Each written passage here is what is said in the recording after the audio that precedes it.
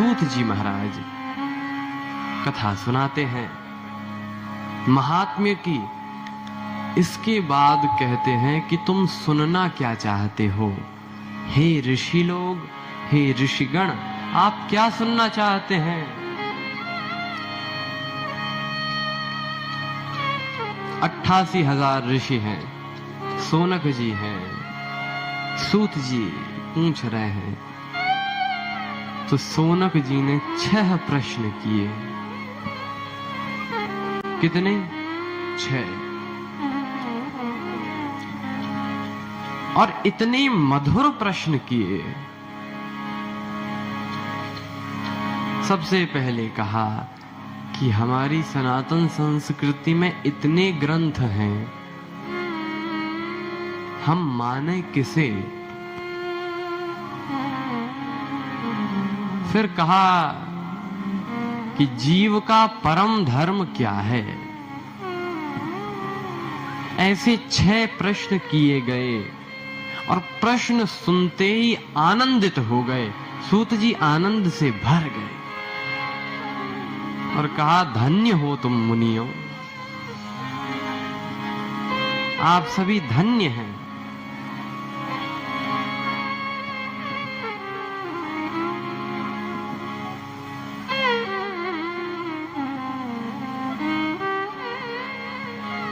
देखो, प्रश्न ऐसे होने चाहिए कि सुनाने वाला भी गदगद हो जाए। प्रश्न यदि आपके अच्छे हैं तो जवाब भी अच्छा है, और प्रश्न ही किसी काम के नहीं पूछे। कुछ लोग तो प्रश्न ऐसे करते हैं।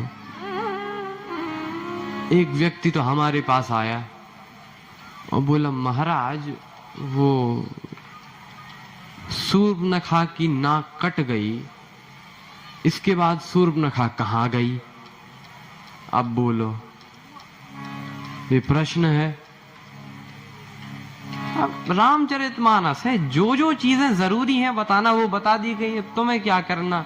वो कहाँ, कोई कहे राम जी के चाचा का नाम क्या है, हम कहे जय हो। पहले ये तो समझ लो कि वो जान के करोगे क्या। कोई भी प्रश्न हो, जिज्ञासा हो, सोचो कि उसका उत्तर यदि मिल भी गया तो उससे हासिल क्या होगा। यदि कुछ हासिल हो रहा है तो ठीक, नहीं तो व्यर्थ ही। सूत जी महाराज गदगद हो गए क्योंकि प्रश्न बड़े अच्छे हैं। एक व्यक्ति तो गया एक साधु के पास, संत के पास जाकर बोला कि महाराज एक प्रश्न का उत्तर दो कि जब हनुमान जी लंका में गए तो लंका में वहां पे है मसक समान रूप कपिधरी, लंका ही चले वो सुमेर नर हरि। मच्छर जितने बन गए हनुमान जी, कितने मसक समान, मच्छर जितने। तो एक व्यक्ति आया और पूछने लगा महाराज संत से, वो जब हनुमान जी मच्छर जितने बने तो जो मुद्रिका मुख में दबाए थे वो कहाँ गई? राम नाम अंकित अति सुंदर, तो जो मुद्रिका दबाए थे वो गई कहाँ? संत बोले, जय हो आपकी, धन्य हैं आप, धन्यों सी। क्या प्रश्न किया है? संत ने बहुत सोचा, फिर बोले कि वो मुद्रिका भी वैसी उस हिसाब से छोटी हो गई। तो ये बोले, नहीं नहीं, वो बात तो फिर हमें समझ में नहीं आई, और नहीं, हम तो संतुष्ट नहीं हैं। महात्मा ने कहा, भैया तो हमें तो नहीं पता। वो व्यक्ति जाने लगा अपने आप में हर्षित होके कि हमारा प्रश्न बड़े बड़े महात्मा भी नहीं दे पाए उत्तर इसका। उन्हीं का चेला था, वो सुन रहा था। उसने कहा, गुरुजी आपने जाने क्यों दिया उसे? उसने कहा, आओ। गुरुजी बोले, हमें नहीं पता इसका जवाब, तुम कैसे बता दोगे? तो वो हम सब बता देंगे। बुलाया,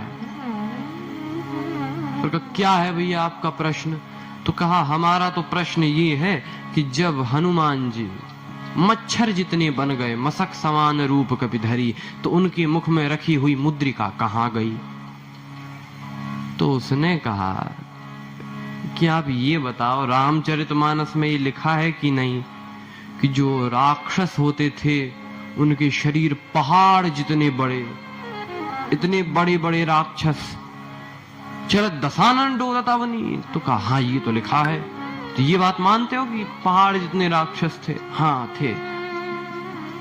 तो कहा जब पहाड़ जितने राक्षस हैं तो उनके मच्छर क्या हम आप जितने मच्छर रहे होंगे? कम से कम बिल्ली जितने तो मच्छर होंगे,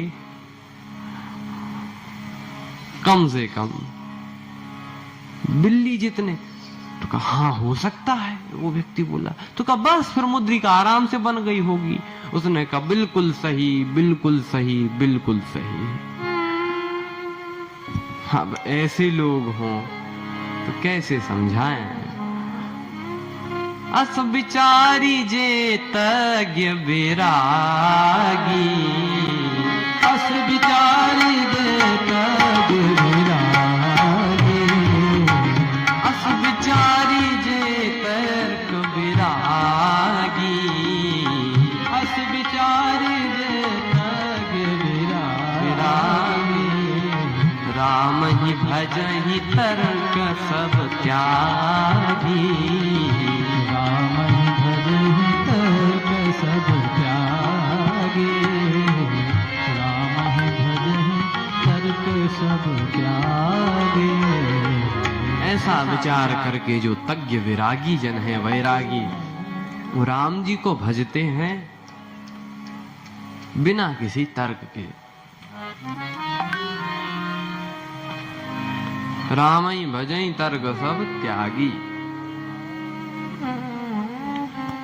तो आइए, हम सभी चर्चा कर रहे थे कि सूत जी ने, श्री सूत जी महाराज ने जो प्रश्न सुने, दिल गदगद हो गया। आहा हा, क्या प्रश्न किए हैं आप लोगों ने। जय हो, जय हो, जय हो। ऐसे सुंदर प्रश्न सुन के बड़ी आनंदित हुए हैं और कहा कि आपके प्रश्नों का उत्तर देते हैं, लेकिन उसके पहले मंगलाचरण। तो मंगलाचरण करते हैं। यम प्रव्रजन्तम अनुपेतम अपेत कृत्यम, द्वीपायनो विरह कातर आजुहाव, पुत्रेति तन्मयतया तरवोभिनेदुः तं सर्वभूत हृदयं मुनिमानतोऽस्मि।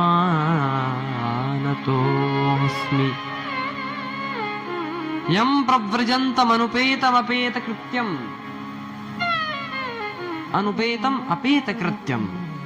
ऐसे श्री सुखदेव जी महाराज, जिन्होंने जन्म लेते ही माता का गर्भ त्याग कर और भगवान गोविंद के भजन के लिए निकल दिए। आशय ये है, वो कहते हैं द्वीपायनो विरह कातर आजुहाव। श्री कृष्ण द्वीपायन वेद व्यास जी महाराज, जिनके पीछे पुत्र पुत्र कहते हुए चले जा रहे हैं, पुत्रेति तन्मयतया तरवोभिनेदुस्तं सर्वभूत हृदयं मुनिमानतोऽस्मि। ऐसे श्री सुखदेव जी महाराज के चरणों में हम प्रणाम करते हैं। ऐसी वंदना करने के बाद, जैसे ही ये वंदना की,